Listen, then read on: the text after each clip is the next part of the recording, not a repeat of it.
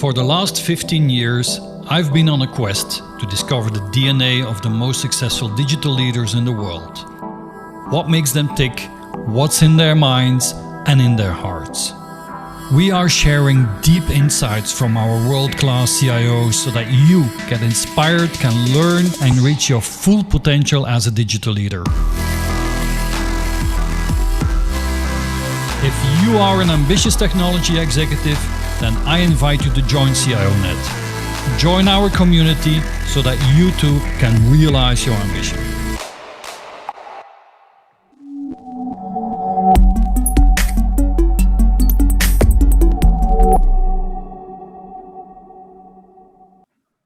Good morning, good afternoon, wherever this may find you. Thanks for watching another edition of CIONET Spotlight, where each week we put a digital leader somewhere in the world in the spotlight. And today I'm delighted to have Meriem Riadi, with CDO of Suez in Paris, France, join us. For our regular watchers, my background's a little different, and I'm working out of the remote office in Breckenridge, Colorado at 10,000 feet. So a bit about Meriem, and then I'll let her fill in the blanks. She spent several years as a strategy consultant with one of the big global firms. After that, for several years, she was CDO of Groupama, which is a leading insurance group in France and across Europe. And now she's CDO of Suez. And Suez is, may not know, is utility, wastewater, water, and energy group. About 90,000 employees and 19 billion euros in revenue. About 1/3 of that revenue is within France, about 1/3 is rest of Europe, and then 1/3 is outside of Europe, rest of world. So it's very much a global group. And as CDO over the last couple of years, Meriem has obviously been responsible for many transformation initiatives within the group. And we're going to explore what that looks like on the call, and also what's ahead. So without further ado, I want to bring Meriem into the conversation this afternoon. I know it's about 6 o'clock in Paris this afternoon. So Meriem, welcome, and thanks for joining us today. Thanks, Mark. Very happy to have this conversation with you today about our digital transformation at Suez, and also the impact of COVID on our journey. Good. On that intro, I always leave stuff out. Do you want to elaborate? Did I miss anything? Any nuance you want to add to that intro? Oh, sure. About my background a little bit. So you gave the big building blocks, but what really moved me in my journey was this technology passion that started when I was at Roland Berger, working in the media telecom industry. Then I moved to financial services with Groupama, where I led the digital transformation with a strong B2C focus. At that time, topics around digital marketing, decreasing our cost of acquisition were very key.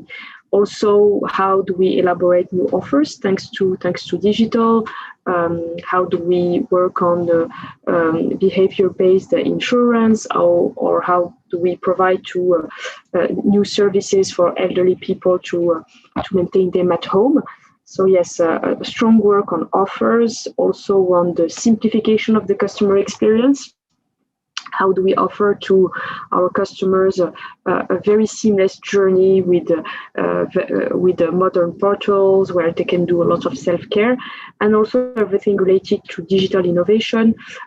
We build with Groupama partnerships with venture capital companies to be in touch and to work with promising startups as partners, look at potential investments. And we also had this initiative of building an innovation lab in San Francisco for Groupama. We were not based in the US, but it was very interesting for us to see what was going on there in the financial services industry, and to inspire our own journey.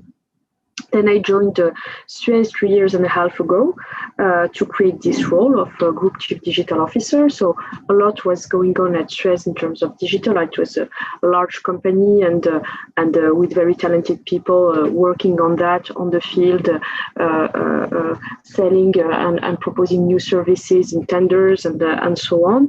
I arrived to build the roadmap to give an ambition and a clear, I would say, framework of prioritization of what does digital mean for our industry, environmental services.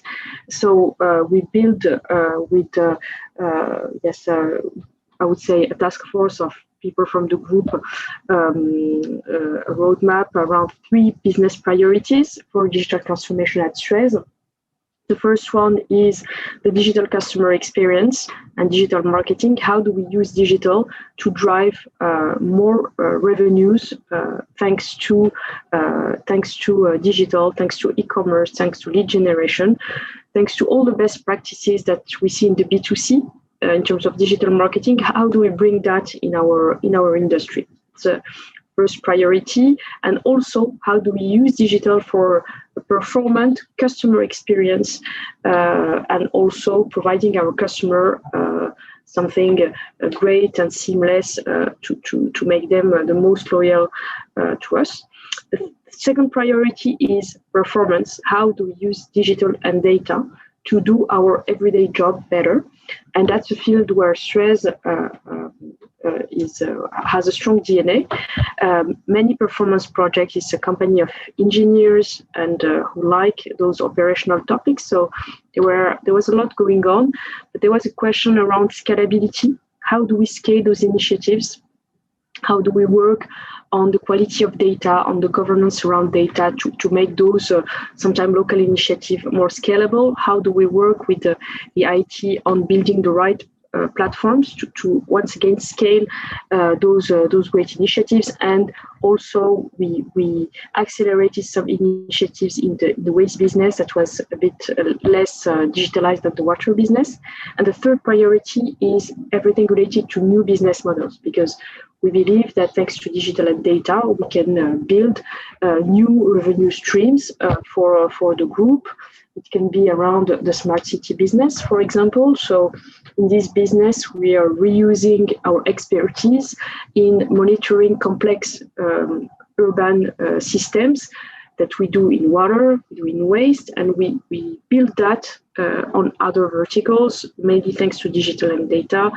It can be around lighting, around security, around mobility in cities. Other examples are around, for example, how do we use the data we collect to build new services? So it can be service to citizens to better inform them of the quality of water or the consumption of water and those type of services. Or it can be also how do we use all the data we are collecting even in our sites for other purposes. So we are collecting quite a number of data in our recycling sites. This data is interesting for example, consumer goods companies. So how do we try to build businesses around the monetization of data? And another example of new business models is everything in terms of monitoring that we can build around sensors that we put in cities. So we have quite a number of projects around air quality. How do we, for example, monitor the action plan of big cities around the air quality? What do we measure? How do we measure the efficiency of the action plans? These are type of new business models that are enabled by digital and data. That's a wonderful recap on our earlier conversation. Let's back up to the transformation plan and that first pillar that you described around customer experience. And what I heard was that you're effectively benchmarking Suez against some of the best B2C companies. The idea being, and you're a B2B player, of course, but and B2C, but in many instances, I think the mindset that you've adopted is, well, our customers every day have these world-class experience with some digital leaders around the world. maybe it's an Apple phone, maybe it's a Google experience, maybe it's something else. And we want to match their customer expectations against that. I understand that correctly. That's kind of the benchmark. Our consumers every day are having this best of class experience on the mobile device or even on the desktop, and we have to match that. Can you elaborate on how you formulated that in the group, how you got everyone to kind of buy into that?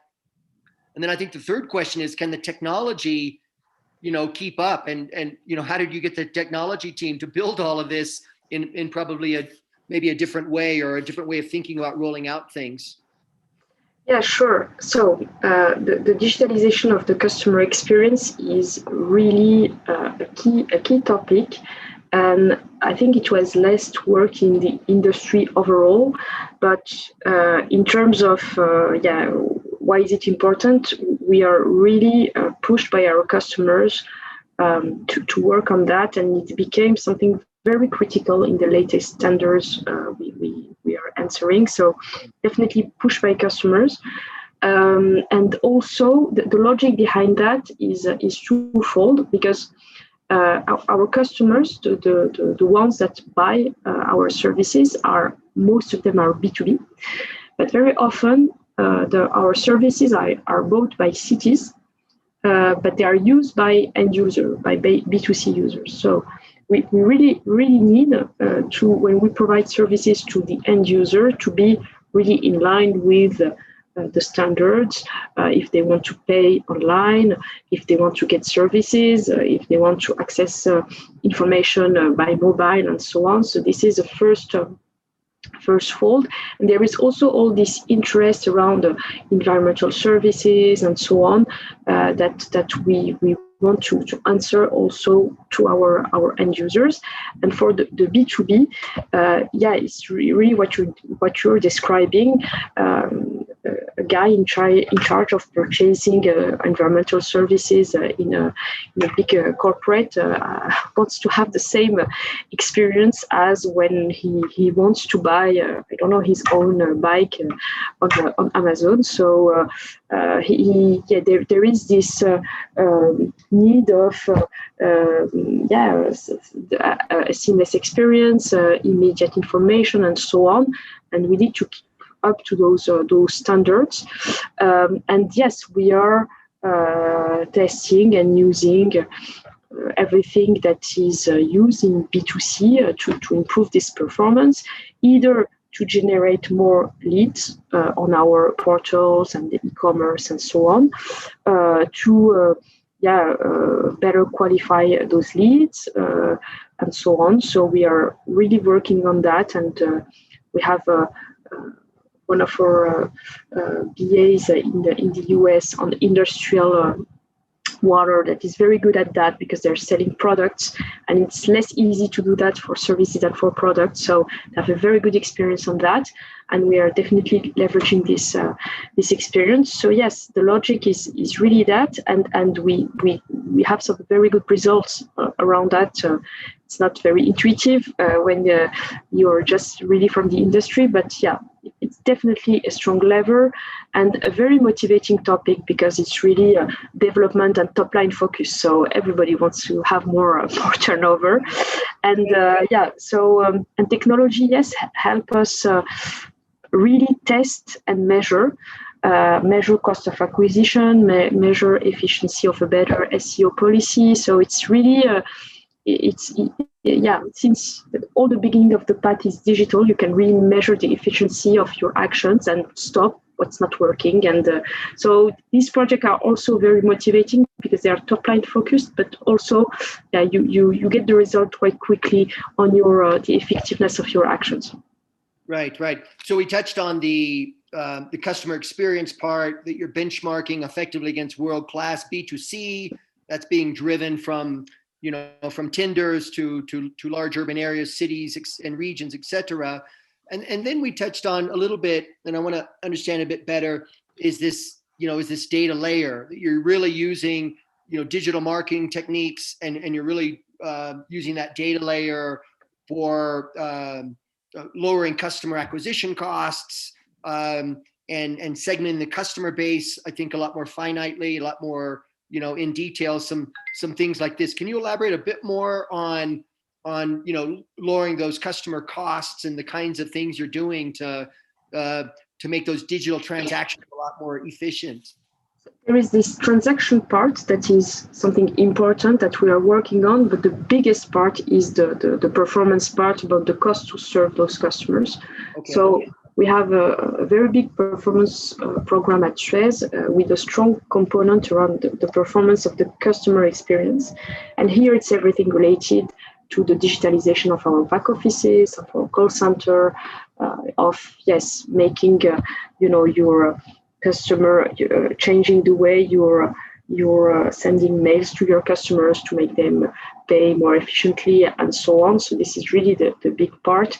And yes, we are really working on all the level of the customer acquisition, the cost to serve those customers, because this is where we can see the very big potential. You also have for sure all those top line and acquisition related topics, but we are really working on both of them. Yeah. Good. The format has for this Spotlight series has been, we kind of look back a year and then we kind of look forward a year. When we look back in your role at Suez as CDO, and you had some activities going on, what happened to those projects overall? Once we really got into COVID, were they reshaped and modified, and were they moved around and reprioritized? Or I assume, beginning last summer, there was an evaluation around those projects. Do they normally stay in their same prioritization? Did you learn some things already by the middle of 2020 in the summer, let's say, that shifted some things around? What was that process when you triaged all the projects and tried to figure out how to prioritize them in light of COVID? Sure. So this year of COVID was very challenging for many industries, and we were lucky enough to be in this utilities business, delivering essential services. But we were the business was touched for the B2B business, for example. So it was a very challenging year economically, but we managed to have a good commercial performance and traction. So we had rather good financials. Regarding digital, what happened? So first of all, for the projects, all projects that were related to performance, and at Suez, really, performance is really a very important component of the digital transformation, either being around the customer or operational performance. Those projects, they were accelerated, and in order to deliver, more savings and so on. So it was really a time where, we used the digital and data to give an acceleration to those performance projects. So we have just a big performance program that is structured by strong work streams, and digital and data has a strong impact, is a very strong enabler of many of those projects. So those projects were absolutely not stopped and even more accelerated. So that was the first takeaway. Around what we saw around customer behavior was that there was more self-care, that our portals and digital platform were more used. So those projects were not deprioritized. Sometimes we ensured that we had this modernized version provided, because we saw that there was an increase of the use of those platforms. And I would say that the biggest change was really in terms of workplace and way of managing people, because as in many countries, there were several lockdowns, and there was a forced generalized home office, but it was also the opportunity to negotiate a home office agreement in France, and really COVID has accelerated the acceptance of that, and I can see that this year completely changed the the acceptance of remote office, of home office, because we had very important meetings done remotely. Everything went well, and yeah, so it's really far more accepted. So I can see that there will be, I think, this more flexibility around work, but also a need to help the managers in their leadership style to manage teams that will be sometimes remote, sometimes here. So it's really about more, I would say, delegation. People need to be more autonomous, more responsible, but also organizing the time when you see the people to have those informal exchanges, and also pay attention to also more people a bit more individually. So it's very a different dynamic of managing people, but I think yeah, you found the way to work this way.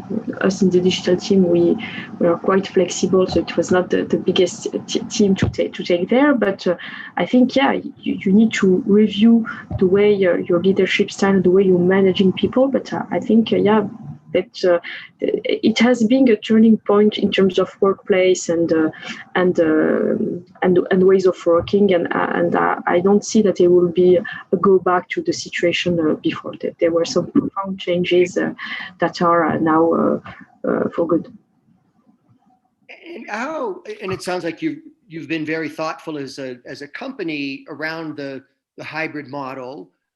How have you given much thought to the randomness of interactions, the serendipitous nature of bumping into a colleague, and maybe we have time for a lunch, or we can meet up for a quick coffee, mentoring, how do people get assigned to the right project? So this can be very efficient, but there's this argument that there's this other side that was so physical in a way that the serendipitous nature of work and bumping into a colleague and very efficiently exchanging information, or time with a peer that you normally might not schedule. Has much thought been given to that, or is it, hey, we will figure that out as we go forward? That's a very good question. So first, the model is really, as you said, a hybrid model. It's not full. So it's really something hybrid with 3 days at the office when lockdown will stop. So first, you have this time together that you need to reorganize a little bit. It's not just okay. I will run randomly to a colleague and so on. So you need to reorganize a little bit those exchange moments and so on, and figure out that people they're focused more maybe on more individual stuff when they're at home, production. I don't know, but you need to reorganize that a little bit for sure. And they were at Suez some trainings around that, some coaching. So everything is, because we didn't came back all full at the office and so on. But they're gonna be for sure some trainings or coaching around that, because I think it's not natural. People have been working in a way for years. It's not natural for them to change and to change their management style and so on. So I've been in dozens of day-long meetings and workshops inside the Peripherie in my career, and more and more it's a working lunch. We used to go out for lunch, whatever, and come back. Sometimes that takes a long time, but more and more there are these working lunches. And from memory, it seems that when that fancy lunch comes in, it's all beautiful and boxed and everything, these companies that provide them, it seems like the real interaction is what happens informally over lunch than the rest of the day, right? That 1 hour when it's informal and we're eating and talking, then the real work gets done. So I'm personally curious to see how organizations around the world adopt to that informality and the randomness and these kind of things. So let's touch a little bit. Half an hour goes fast. We have time for a few more questions here, but let's talk a little bit about smart cities. So in environmental services, historically water, wastewater, but now you're saying, wait a minute, as we think about new business domains, new areas to get into, it could be, as you said earlier, electricity, services around it. It could be electricity. It could be cyber and security. It could be mobility. Mobility as we think about transportation, not mobility as SFR and telecommunications. But how are you thinking about that? Again, no company secrets. We're not pressing for anything confidential, obviously. But how are you kind of thinking about that? It feels like it's powered by a lot of data and process that you know from your traditional business. And how can you take data and process from your traditional business and apply them into adjacencies? And all that being on a platform of something like smart cities. Is this the general idea or approach?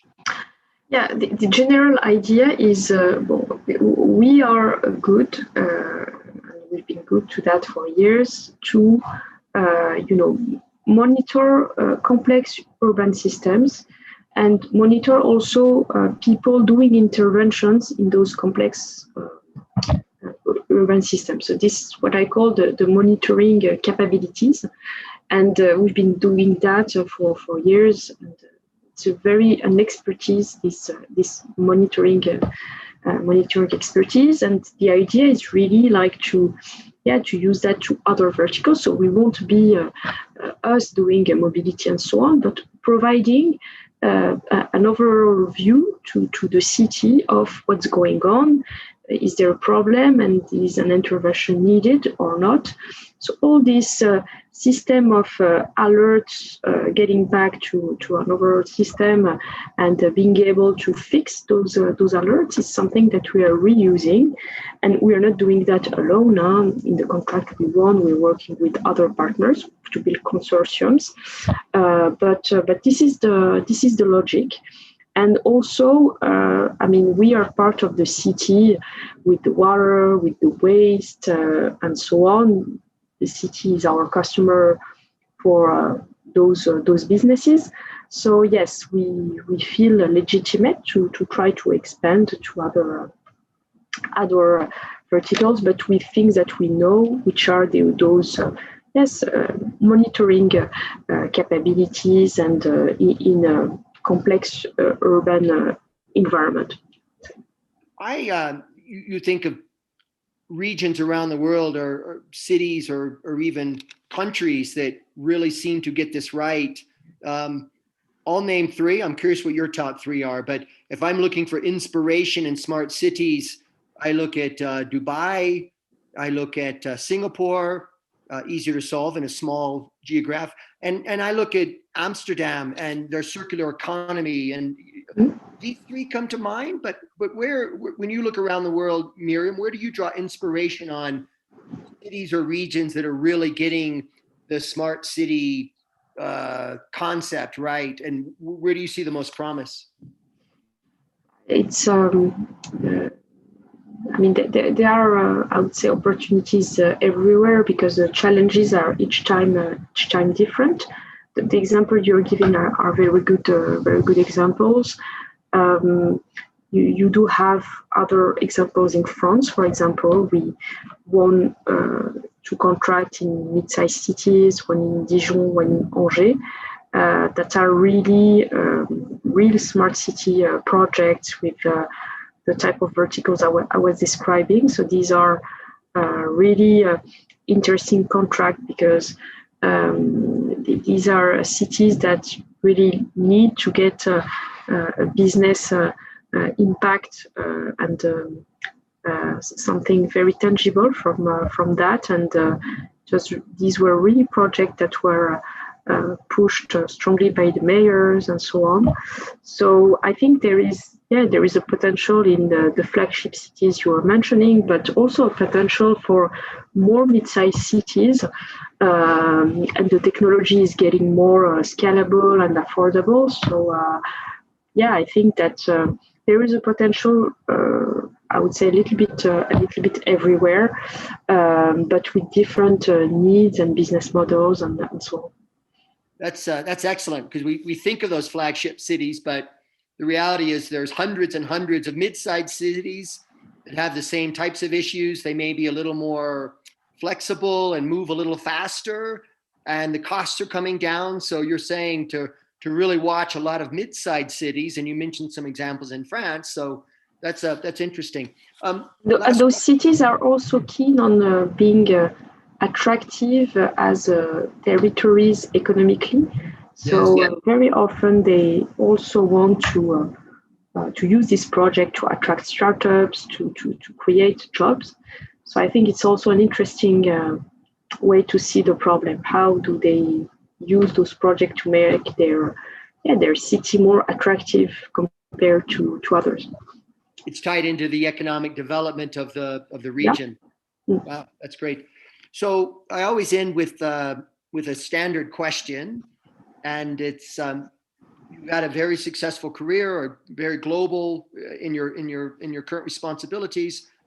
And I always ask Meriem, what is the one thing? It could be a process, it could be an idea, it could be a technique, it could be a way of working. But I'm asking you to pass on some knowledge that served you well in your career that you'd like to share with all of our listeners today. Sure. So the insight I would like to share with our listeners today is something around building new teams. So in my role at Suez and my former role at Groupama, I had to build a new team, recruit new talents, and so on. And I think what's important is really to recruit, for sure, people with the right level of ambition and mindset. Mindset is very key. But also, if you're in a mode where you're recruiting a team with this strong transformation project, a team that is supposed to grow, you need to recruit the people that will be able to follow the ambitious journey. So, if somebody wants to jump into the adventure and has a high level profile, a strong ambition, and you think the person will grow with the project, don't hesitate. The person has the right mindset and want to jump into the adventure. And I think it's really great to have people who are maybe not fitted for the initial small team, but fitted for the whole journey. You make people, I think a strong team that has a sense of ownership of the project. And yes, it's a tip that I would give, or an insight that I would give to people who are taking those type of roles and so on. Don't dimension the people that you're recruiting for the initial scope, but for the potentially a very ambitious journey. So hire for mindset and assign for mindset, and then give them a lot of autonomy and freedom to work and to problem solve. Sure, and also people that could see what success can be in an ambitious path, and the people who can be the ones who can then take the lead also when you're already not only just explaining why you need to do it, but also delivering many projects, people that can grow with the ambition, I would say. Get it. Meriem, that was absolutely wonderful. Thank you so much. On behalf of CIONET Spotlight, really, really appreciate it this evening. So thank you again. We'll certainly be in touch. And for our regular listeners, same time next week. In fact, we have about the next 8 weeks fully booked. We have a really exciting agenda coming forward. So enjoy the rest of your week, all. Meriem, thanks again on behalf of CIONET. Thank you. Bye-bye. Bye.